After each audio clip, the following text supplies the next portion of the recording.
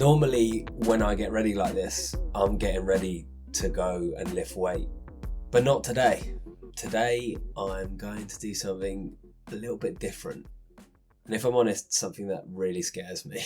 This is because, unfortunately, I am injured, which is really annoying because I was enjoying showing you guys session by session the training program so far. If you're going to be someone that goes to the gym a lot, you are essentially doing damage to your body. So if you're going to play sport alongside that, you've got to be extra careful. I've been playing a lot of football recently, and every time I play and I really push it, I just get a little bit re-injured. So it's time to slow down, give it the time it needs, and then I can get back to it. So instead of going training today, I'm going rock climbing.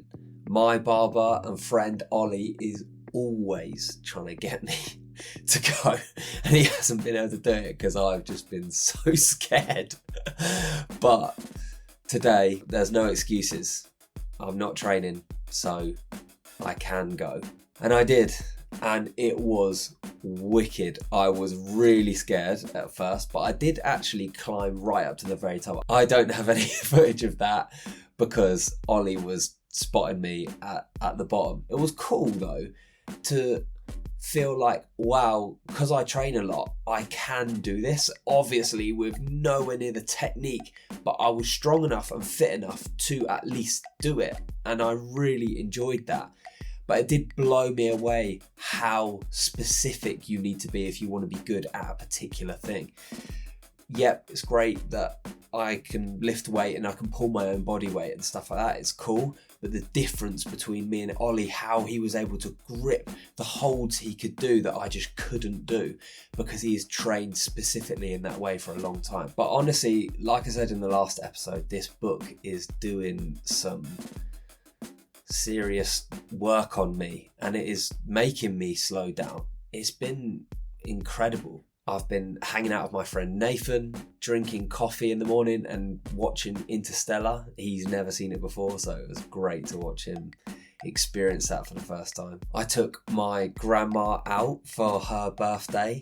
That was with Amy. We went for a wild afternoon at the garden centre, and look, don't knock it. I love the garden centre. In fact, I'm old enough now that probably most of my friends love a garden centre as well. Lastly, I've taken on running a football team, and it has been so fun. And I have been surprised at the standard. Some of the football we've been playing has been really good, and I feel like I'm going to show you this footage now and catch loads of heat off people saying that we're not that good. But check out this goal from my friend Jack. It's not bad.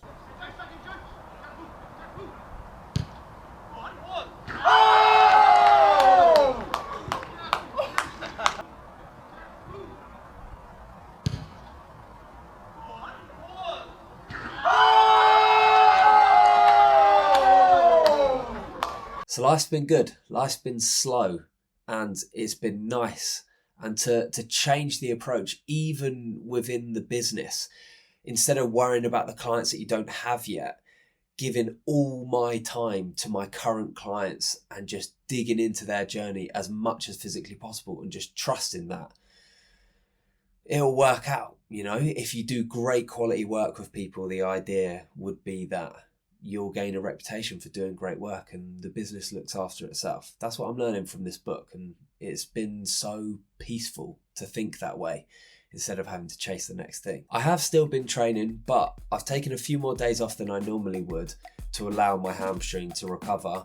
I'm not training legs at all. I'm being an absolute bro. It's just loads of chest, arms, shoulders, back. It's just loads of upper body.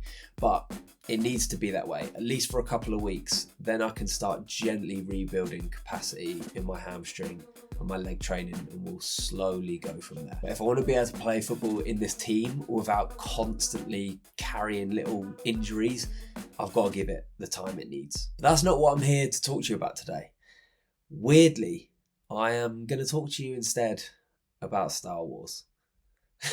Now, this has actually got to do with my philosophy on coaching, so just bear with me. So firstly, my philosophy on being a coach is that you can't just be a fitness encyclopedia, because the internet exists It's going to know way more than you. If you're going to be helpful and if your service is going to be worth the money that people are going to spend on it, you need to be more than that. So like I said, bear with me, but when I was young, my mum showed me this box with videotapes in it. Yes, DVDs weren't even out yet when I first watched Star Wars. She showed me this box and it was Darth Vader's face in gold and black. And as soon as I saw it, I was like, I think this is going to be really cool. So Mum put the tapes in, the opening credits roll. I'm already like, okay, this is cool. First few scenes, Darth Vader and the Stormtroopers burst in. There's gunfire, all sorts of crazy things. Darth Vader's big, huge black silhouette walking through. It's just obviously amazing from the start. But the truth is, I wasn't caught by Star Wars until one scene in particular. And that scene is Luke igniting his lightsaber for the first time. The thing that really got me was he ignites it and there's this blue, just this light kind of blue, and that sticks in my mind so much. And I remember watching him look at the lightsaber and he is looking at it like captivated, like what the hell is this? This is the coolest thing I've ever seen. And I remember looking at him and thinking, yeah, I'm thinking exactly what you're thinking. As a boy, that was it. I was totally done for. Luke was it. Me and Luke, we're kindred spirits.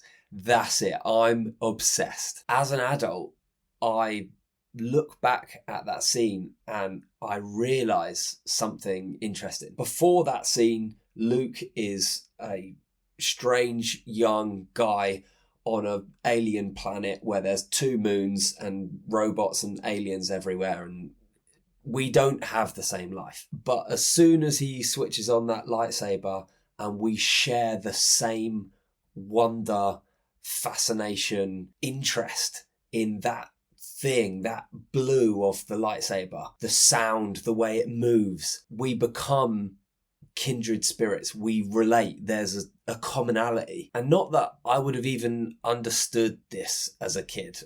I would have felt the effects of relating to someone, but I wouldn't have understood why. It's only as an adult now that I look back and I realise, wow, you can be from a completely different place. In fact, the person itself cannot even be real. They can be a fictional character and you can still relate on such a level. To me, the magic of being a great coach is that it doesn't matter where the person comes from. You can relate. If you're a human, you can relate. It's your humanity that allows you to align with someone. If you've shared the human experience, the highs, the lows, whatever it is, then there is this commonality between you that is powerful. Every time I do a consultation, I'm trying to find that same blue of the lightsaber, that same fascination, that same commonality between me and whoever I'm talking to. Because good fitness information is not going to help when the person is really struggling, when they're really up against it in their journey, when they really come up against a thing that's always knocked them when they've tried this before. Being a fitness encyclopedia just isn't going to be enough. Of course, you need to know what you're talking about, but it's going to fall short when it really matters. What's really going to matter is being able to relate to that person, to what they're going through. And I don't need to have had the same journey as them. I just need to find that thing, whatever it is, that allows me to align with them, to have them trust me, and for me to be able to pull them in the right direction. And this is the thing that gets me fired up about coaching, is that it's not how much information I can memorize, it's the skill of relating. And that skill, I get that wrong still regularly now. But if you can make it something that you can hone and you can make it part of the skill set you've got, as long as you're interacting with people in some way, shape or form, that's going to help you. Anyway, without me going off the deep end, about it because I could talk about it forever and ever. I just thought it'd be interesting to break that down. I hope you guys found that helpful. So hopefully you did find that helpful. If you did, give the video a like, and don't forget to subscribe if you want to catch more of these episodes. I don't know what I'll be doing next week because it really depends how my hamstring is, but hopefully I'll have more cool stuff to show you. Thanks so much for watching. See you next time.